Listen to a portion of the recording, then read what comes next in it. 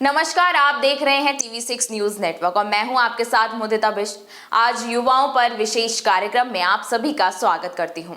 युवा दिवस क्यों महत्वपूर्ण है, ये हमारी चर्चा का आज का विषय है।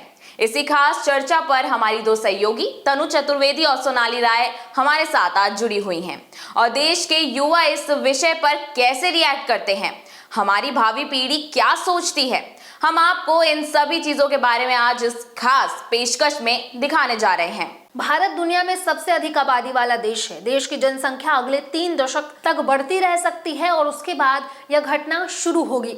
भारत जनसंख्या के मामले में चीन को पीछे छोड़कर सबसे अधिक आबादी वाला देश बन गया है। बिहार और उत्तर प्रदेश में युवा आबादी अधिक है। यूएनडीपी के आंकड़ों के मुताबिक दुनिया में 121 करोड़ युवा हैं, जिनमें सबसे ज्यादा 21% भारतीय हैं।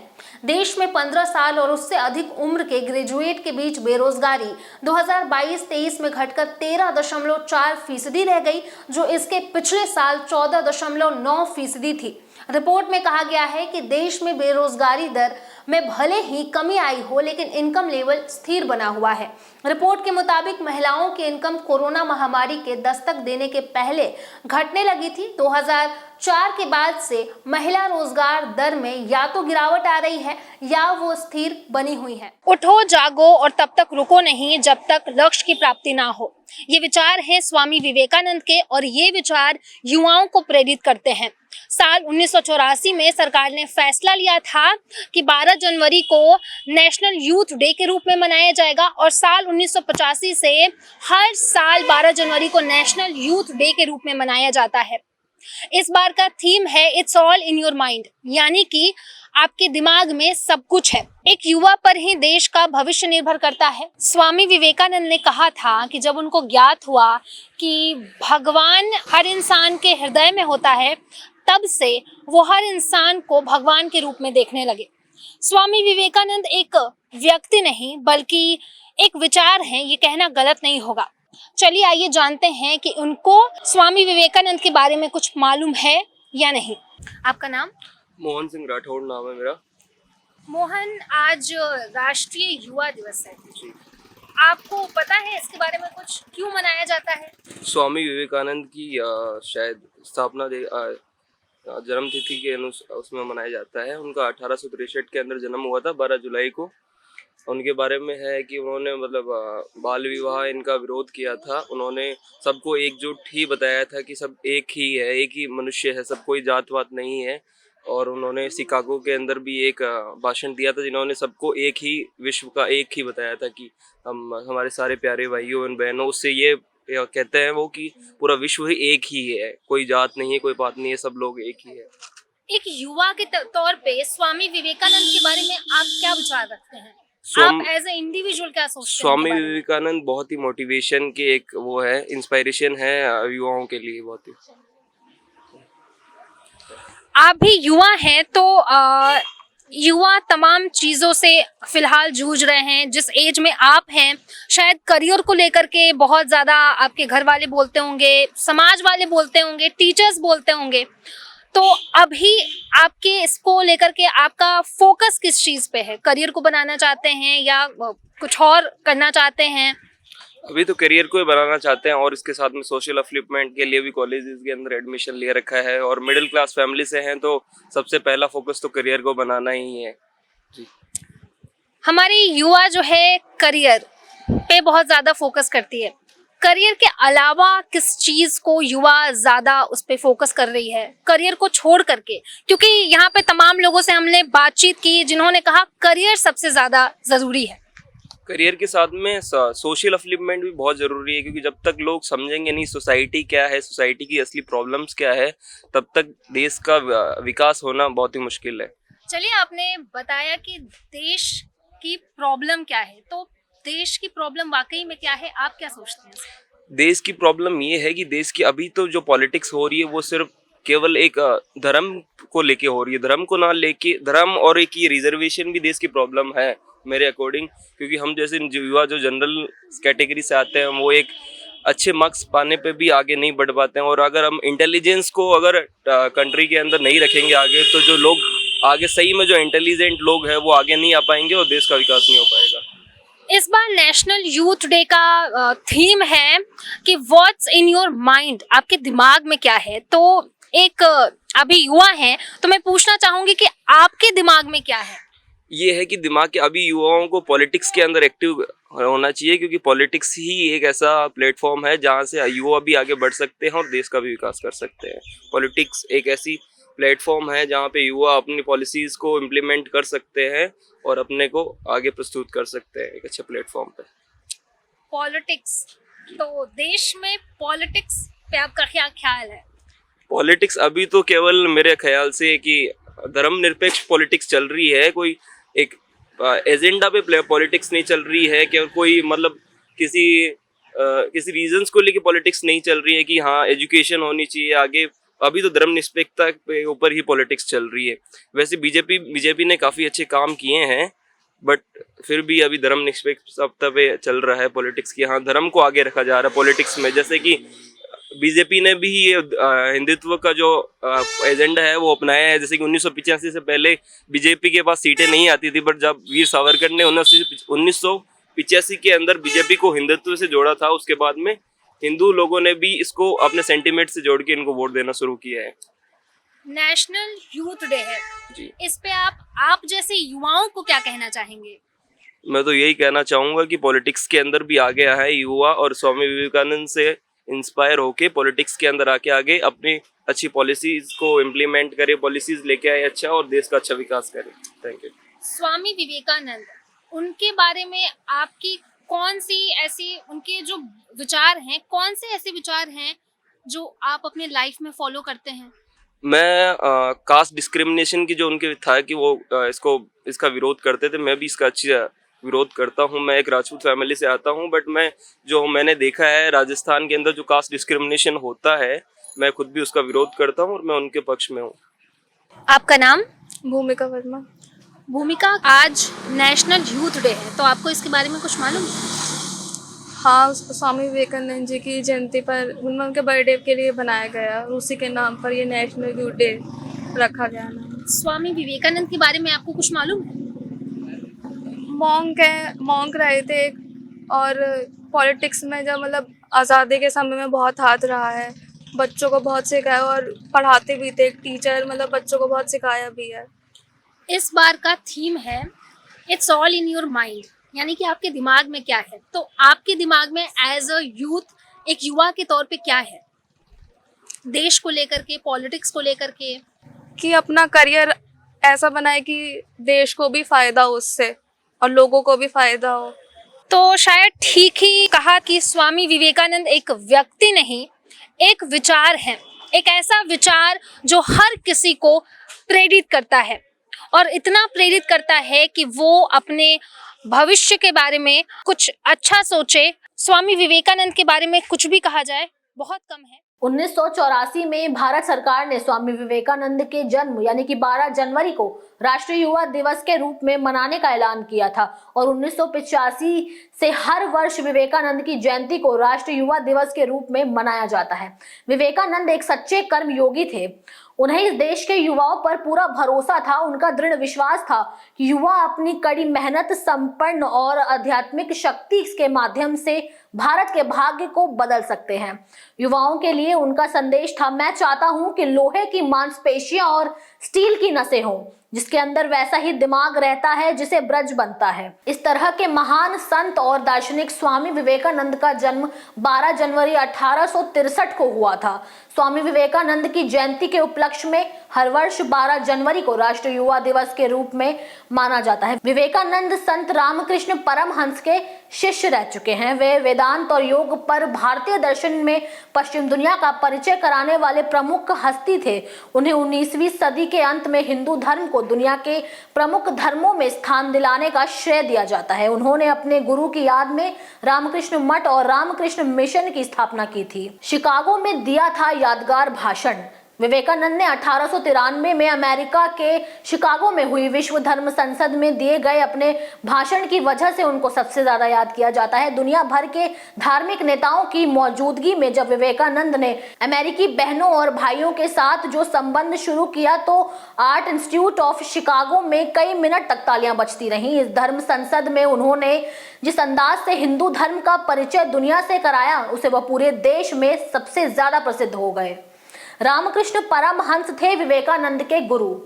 स्वामी विवेकानंद का जन्म 12 जनवरी 1883 को कलकत्ता में हुआ था। स्वामी विवेकानंद का बचपन का नाम था नरेंद्र नाथ दत्त। बचपन से ही उनका झुकाव अध्यात्म की ओर था। 1881 में विवेकानंद की मुलाकात रामकृष्ण परमहंस से हुई, वही उनके गुरु बन गए। अपने गुरु रामकृष्ण से प्रभावित होकर उन्होंने 25 साल की उम्र में ही संन्यास ले लिया था। संन्यास लेने के बाद उनका नाम स्वामी विवेकानंद पड़ा। 1886 में रामकृष्ण परमहंस का निधन हो गया था। स्वामी विवेकानंद ने 1897 में कोलकाता के रामकृष्ण मिशन की स्थापना की थी। इसके एक साल बाद उन्होंने गंगा नदी के किनारे बेलूर में रामकृष्ण मठ की स्थापना की। 4 जुलाई 1902 को महज 39 वर्ष की ही अल्पायु में विवेकानंद का बेलूर मठ में निधन हो गया था। नेशनल यूथ डे क्या होता है ये? अब आपको हम ये बता दें कि नेशनल यूथ डे इसलिए भी मनाया जाता है क्योंकि इस दिन स्वामी विवेकानंद जी का जन्म हुआ था। उनकी इस सोच ने उस दिन जन्म लिया था कि कैसे यूथ को सपोर्ट करना चाहिए, किस तरीके से उनको बढ़ावा देना चाहिए, उनके सपनों को बढ़ावा देना चाहिए। स्वामी विवेकानंद एक रिफॉर्मर थे जो हमारे देश के लिए काम करते थे। उनका ये मानना था आप जितना ही यूथ को बढ़ावा देंगे उतना इस देश का विकास होगा, उतना हम सबका विकास होगा।